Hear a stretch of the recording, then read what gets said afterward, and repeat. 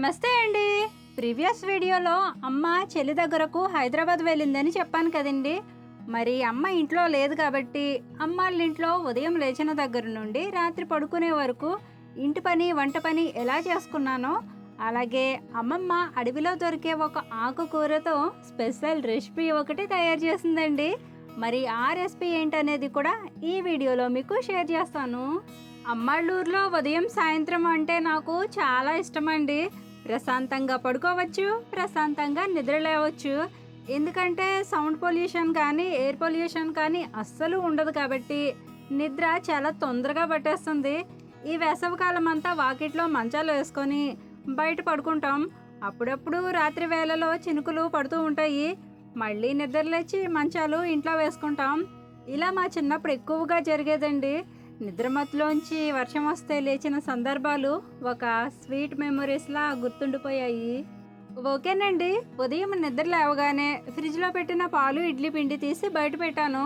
అమ్మ వాళ్ళది కిరాణా షాప్ కాబట్టి ఫ్రిడ్జ్ మొత్తం డ్రింక్ బాటిల్సే ఉంటాయి. లోపల ఇంకో ఫ్రిడ్జ్ ఉంది, అది కూడా ఖాళీ ఉండదు. ఇప్పుడు ఉదయం 6 అవుతుంది కాబట్టి నాన్న ఇంకా షాప్ తీయలేదు. ఫ్రిడ్జ్లోంచి పాలు పావుగంట సేపు బయట ఉంచిన తర్వాత నాన్నకు టీ పెట్టించాను. పెద్దవాళ్ళు ఉదయం టీ తాగిన తర్వాతే వాళ్ళ డే స్టార్ట్ చేస్తారు కాబట్టి ఫస్ట్ నాన్నకు టీ పెట్టి ఇచ్చేసాను. నాన్నకి కూడా ప్రశాంతమైన వాతావరణం అంటేనే ఇష్టమండి. అందుకే ఇంటి చుట్టూ మొక్కల్ని పెంచి ఇల్లంతా పచ్చదనంతో నింపేశారు. ఇంట్లో ఖరీదైన ఫర్నిచర్ ఉంటే ఇల్లు అందంగా ఉంటుందో లేదో తెలియదు, కానీ ఇంటి ముందు పచ్చని మొక్కల్ని పెంచుకున్న ఫర్నిచర్ కంటే 10 రెట్లు ఇల్లు లక్ష్మీ కళ్ళతో వెలిగిపోతూ ఉంటుంది. ఇది నిజమో కాదో మీరే చెప్పండి. ఓకేనండి, నాన్నకు టీ పెట్టేసి ఇచ్చేసిన తర్వాత ఇల్లు తుడిచి వాకిట్లో చిన్న ముగ్గు పెట్టేసి నానిని క్యారెట్ తోరమని చెప్పాను. ఈలోగా అమ్మమ్మ వచ్చి వాకిళ్ళు తుడిచి గిన్నెలు తోమేసింది. అమ్మ లేదు కాబట్టి నేను ఒక్కదాన్నే పని చేసుకోలేనని అమ్మమ్మ వచ్చి హెల్ప్ చేసింది. అమ్మ ఉంటే వాకిలి గిన్నెలు తనే చేసుకుంటుంది. అమ్మమ్మ చిన్న చిన్న పనులు ఏమైనా ఉంటే చేస్తుంది. ఆడవాళ్లకు ఏ వయసులోనూ రెస్ట్ ఉండదు కదండి. పెళ్లికి ముందు పుట్టింట్లో పని చేయాలి, పెళ్ళైన తర్వాత అత్తింట్లో పని చేయాలి, పిల్లలు పుడితే పిల్లలకు చేయాలి, వాళ్ళకు పెళ్లి చేశాక మనవలకు చేయాలి. పాపం మా అమ్మమ్మ కూడా అలాగే మనవలకు కూతుర్లకు ఏదో ఒక పని సాయం చేస్తూనే ఉంటుంది. మా నాని అయితే మా అమ్మ ఎందుకు వచ్చిందిరా బాబు అని ఫీల్ అవుతాడు. పాపం నిన్న మొన్నటి వరకు అమ్మమ్మ తాతయ్య చెప్పు చేతల్లో తనకి నచ్చినట్టుగా ఉండేవాడు. ఇప్పుడు నేను వచ్చాను కదండి, తనకి నచ్చినట్టుగా ఉండదని ఆడపిల్లకి చెప్పే పని కూడా నాకు చెప్తుంది మా అమ్మని అనుకుంటాడు. కానీ గుడ్ బాయ్ అండి. ఏ పని చెప్పినా సరే గంట తర్వాత చేస్తాడు. అంటే సిరి కంటే కొంచెం స్పీడ్ ఎక్కువ అనమాట. ఉదయం టిఫిన్ ఇడ్లీ వేస్తే ప్లెయిన్ ఇడ్లీ తినబుద్ధి కాదండి. అందుకే అందులో క్యారెట్ తురుము వేసాను. కొత్తిమీర కూడా వేస్తాను, కానీ కొత్తిమీర కొంచెమే ఉంది. కొత్తిమీర చట్నీ చేద్దాంలే అని ఇడ్లీ పిండిలో వేయలేదు. అసలు అయితే అమ్మ వాళ్ళ ఇంటి దగ్గర ఉదయం టిఫిన్ చెద్దనమే తినాలనిపిస్తుందండి. కానీ అమ్మ వాళ్ళ ఆవు పాలు ఇవ్వట్లేదు. పాలు లేకపోతే పెరుగు ఉండదు కాబట్టి టిఫిన్ చేయాల్సి వస్తుంది. సముద్రం అంతా నీళ్ళే ఉన్నా తాగడానికి పనిచేయవు, ఒడ్డునంతా ఇసుకే ఉన్నా ఇల్లు కట్టుకోవడానికి పనిచేయదు. అలాగే అమ్మ వాళ్ళ ఊర్లో ఊరంతా గోమాతలే ఉంటాయండి, కానీ పాలు దొరకడం మాత్రం చాలా కష్టం. అది ఎందుకో ఏమిటో నెక్స్ట్ వీడియోలో షేర్ చేస్తానండి. ఇప్పుడైతే వేడి వేడి ఇడ్లీ వేసి నాన్నకి నానికి ఇచ్చేసి నేను కూడా తినేసి పొయ్యిలో బూడిదంతా ఓ కవర్లోకి తీసేసి పొయ్యి దగ్గర శుభ్రంగా తుడిచేశాను. పొయ్యిలో బూడిద వేస్ట్గా పాడేయమండి. అమ్మ వాళ్ళకి ఆవు దూడ ఉన్నాయండి. వాటి నుండి వచ్చిన పేడ పెంట మీద వేస్తాము. ఆ పెంట మీద బూడిద, వంటకి వాడిన కూరగాయల వేస్ట్ లాంటి తడి చెత్త అంతా పెంట మీద వేసి తర్వాత అది బాగా ఎరువులాగా తయారయ్యాక పొలంలో ఉన్న మొక్కలకు ఎరువుగా వేస్తాము. అమ్మ వాళ్ళకి గ్యాస్ స్టవ్ ఉంది, కానీ అది టీకి టిఫిన్కి మాత్రమే వాడతారు. ఇక మిగిలిన వంట అంతా పొలాల పొయ్యి మీద వండుకుంటారు. అమ్మ వాళ్ళకి గ్యాస్ సిలిండర్ 4 నెలలు వస్తుంది. 4 నెలలకి ఒక సిలిండర్ అయినా అది కొనుక్కోవడానికి భయపడతారు. ఎందుకంటే అమ్మ వాళ్ళకి వచ్చే ఆదాయాన్ని బట్టి 1000 రూపాయలు వాళ్ళకి చాలా ఎక్కువ. అందుకే గ్యాస్ చాలా పొదుపుగా వాడుకుంటారు. మాకైతే 2 నెలల 15 రోజులు వస్తుంది. అమ్మ వాళ్ళకలా మాకు పుల్లలు దొరకవు కాబట్టి మాకు తప్పదు. అడవి ప్రాంతాల్లో పుల్లల పొయ్యిలు వాడినా అంతగా నష్టం లేకపోవచ్చు, కానీ సిటీస్లో పుల్లల పొయ్యిలు వాడితే మాత్రం పొల్యూషన్ డబల్ అవుతుందన్నమాట. అసలైతే పుల్లల పొయ్యి మీద వంట చేయకూడదని మోడీ గారు దీపం పథకం ద్వారా గ్రామీణ మహిళలకు గ్యాస్ సిలిండర్లు ఇచ్చారు. కానీ గ్యాస్ అయిపోతే కొనుక్కునే స్తోమత అందరికీ ఉండదు కదా. మాకైతే నా పెళ్ళైన 3 నెలల తర్వాత గ్యాస్ వచ్చిందండి. అప్పటి వరకు నేను కూడా అత్తగారింట్లో పుల్లల పొయ్యి మీదే వంట చేశాను. మాకు పుల్లలు ఉండవు కానీ పిడకలు మాత్రం ఉంటాయి. 100 పిడకలు వచ్చేసి ఇప్పుడైతే 30 రూపాయలు. నా పెళ్ళైన కొత్తలో అయితే 10 రూపాయలు. అంటే నా పెళ్ళైన ఈ 14 సంవత్సరాల్లో 20 రూపాయలు పెరిగిందనమాట. ఓకేనండి, పొయ్యి అంటించి పొయ్యి మీద అన్నం వండడానికి ఎసరు పెట్టేశాను. ఈలోగా అమ్మమ్మ వస్తే తనకి కూడా టిఫిన్ పెట్టేశాను. నేను ఇప్పుడు వంట చేయడానికి మంచినీళ్ళు తెచ్చాను కదండి. ఆ చేతి పంపు అమ్మ వాళ్ళ ఇంటి పక్కనే ఉంటుందండి. తాగడానికి వాడుకోవడానికి అమ్మ వాళ్ళు ఆ నీళ్ళే వాడుకుంటారు. మీకు అమ్మమ్మ ఆకుకూరతో ఒక స్పెషల్ రెసిపీ తయారు చేసిందని చెప్పాను కదండి. ఆ రెసిపీ తయారు చేయడానికే అమ్మమ్మ ఆకుకూర శుభ్రం చేస్తుంది. ఈ ఆకుకూరని గొడ్డుకూర అని అంటారండి.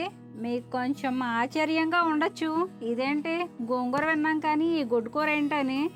గోంగూర కంటే టేస్టీగా ఉంటుందండి ఈ గొడ్డుకూర. ఇక్కడ ఉండే ట్రైబల్స్ ఈ కూరను మనం గోంగూర ఎంత ఇష్టంగా తింటామో అంతకంటే ఇష్టంగా తింటారు ఈ ఆకుకూరని. ఈ ఆకు గురించి వినడమే కానీ ఎప్పుడూ టేస్ట్ చేయలేదండి. కూర ఏం వండాలో ఏంటోనని అమ్మమ్మతో చెప్తే అమ్మమ్మ గొడ్డుకూర తెచ్చింది. ఇది అడవిలో ఎక్కడ పడితే అక్కడే ఉంటుందటండి. ఇంకోసారి ఎప్పుడైనా ఈ చెట్టు ఎలా ఉంటుందో చూపిస్తాను. దీని ఆకు మాత్రం బటర్ఫ్లై షేప్లో ఉంటుందండి. ఆకుకూరలో ముదిరిన కొమ్మలు ఆకులు తీసేసి ఆ ఆకుకూరలో అమ్మమ్మ కొంచెం చింత చిగురు కూడా కలిపిందండి.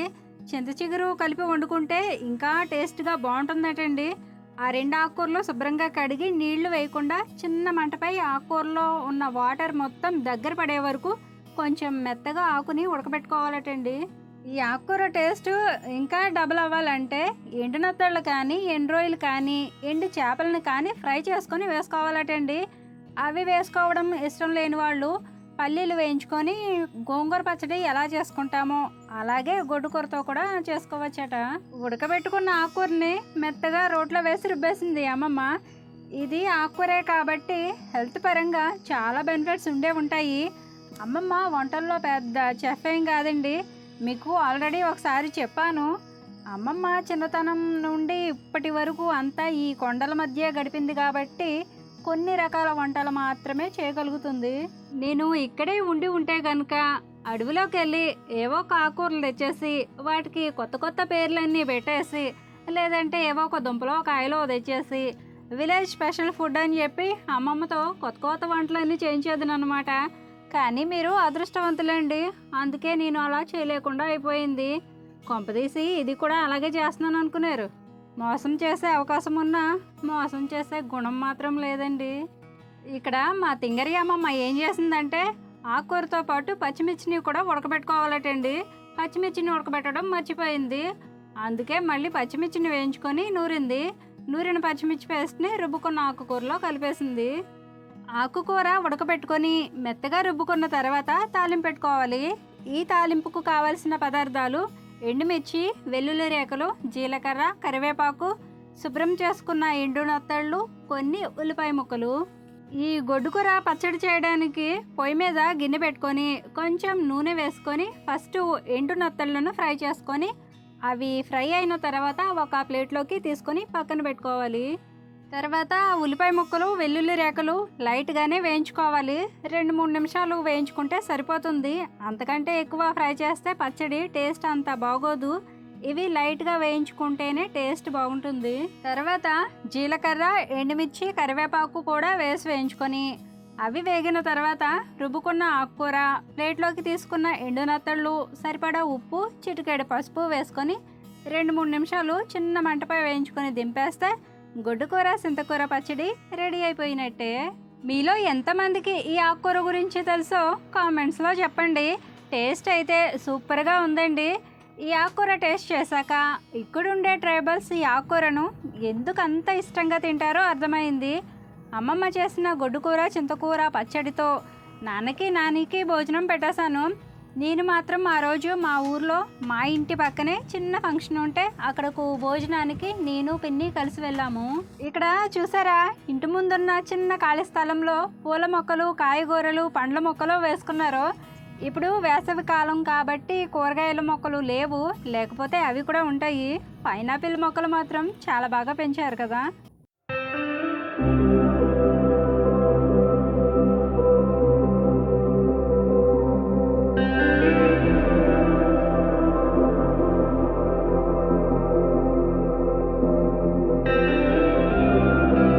ఇప్పుడు నేను వెళ్ళిన ఫంక్షన్ ఏంటంటే, ఆడపిల్లకి ఓణి ఫంక్షన్ చేస్తారు కదండి, ఆ ఫంక్షన్కే వెళ్ళాను. ఆ ఫంక్షన్లో భోజనం చేసి వచ్చేసిన తర్వాత కిచెన్ క్లీన్ చేసేసాను. ఇప్పుడు నేను ఫంక్షన్కి వెళ్ళానని చెప్పాను కదండి.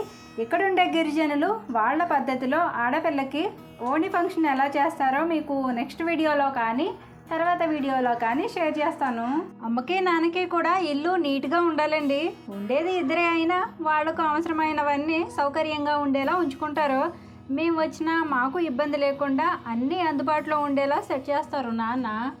ఇక పని విషయంలో అయితే నాకంటే పెద్ద చెల్లి చిన్న చెల్లె అమ్మాళ్ళ ఇంట్లో పని బాగా చేస్తారండి. నాన్న పెట్టుకునే బట్టల బీరువా, అమ్మ పెట్టుకునే బట్టల బీరువాల్లో బట్టలన్నీ బయటకు తీసేసి నీట్గా మడతపెట్టి సర్దేస్తారు. కబోర్డ్స్ కూడా నీట్గా సర్దుతారు. నేనైతే వంట వరకు చేస్తాను. ఉదయం టిఫిన్లు, మధ్యాహ్నం వంట, సాయంత్రం వంట నేనే చేస్తాను. మిగతా పని అమ్మే చేసుకుంటుంది. మా ముగ్గురు అక్క చెల్లెళ్ళం కూడా పుట్టిళ్ళని ఒకలాగా అత్తిళ్ళని ఒకలాగా చేయమండి. అత్తింట్లో పని ఎలా చేసుకుంటామో పుట్టింట్లో కూడా పని అలాగే చేసుకుంటాము.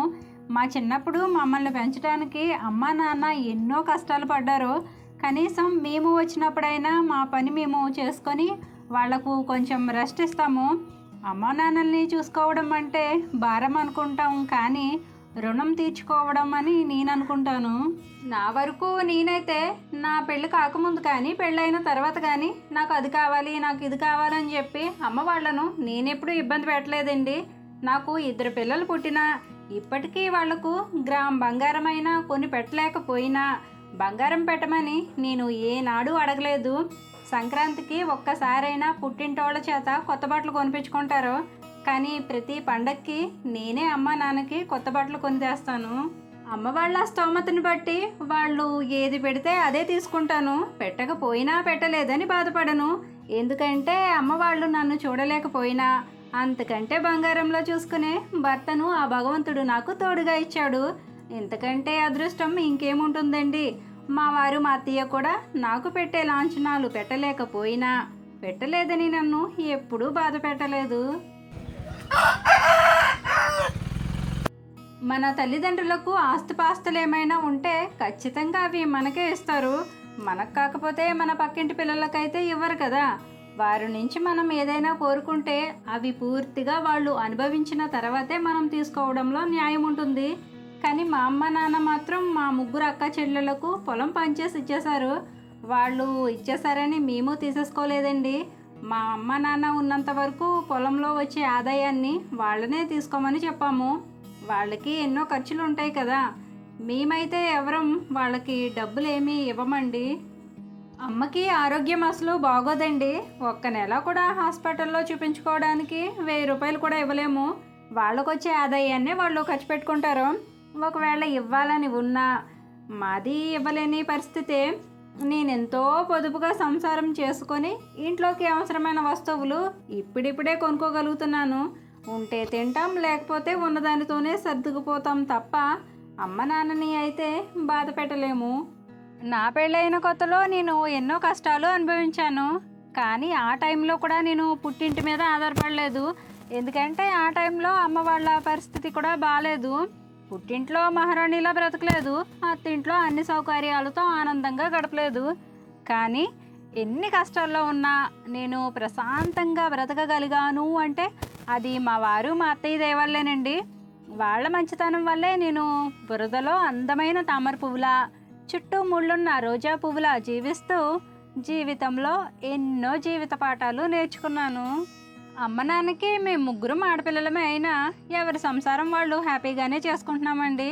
ముగ్గురు అల్లుళ్ళలో మా వారు మా పెద్ద మరిది కూడా చాలా మంచివారండి. వీళ్ళిద్దరూ అమ్మ వాళ్ళకి అల్లుళ్ళలా కాకుండా కొడుకుల్లాగా ఉంటారు. పుట్టింటి నుండి తెచ్చినా తెగపోయినా అసలు పట్టించుకోరు. వాళ్ళు బాగుంటే చాలు, అంతకు మించి ఏమొద్దని అనుకుంటారు. ఏ కుటుంబంలోనైనా ఒకరినొకరు అర్థం చేసుకొని కష్ట సుఖాల్లో ఒకరికొకరు తోడుగా ఉంటే ప్రతి ఒక్కరి జీవితం లైఫ్ ఈస్ బ్యూటిఫుల్. మేము ముగ్గురం ఆడపిల్లలం కావడంతో గారాబంగా అల్లారి ముద్దుగా అయితే పెరగలేదండి. అమ్మాళ్ళకున్న పరిస్థితిని బట్టి మమ్మల్ని సెకండ్ క్లాస్ నుండే హాస్టల్లో వేశారు. సెకండ్ క్లాస్ అంటే మాకు 7-8 సంవత్సరాల టైం అన్నమాట.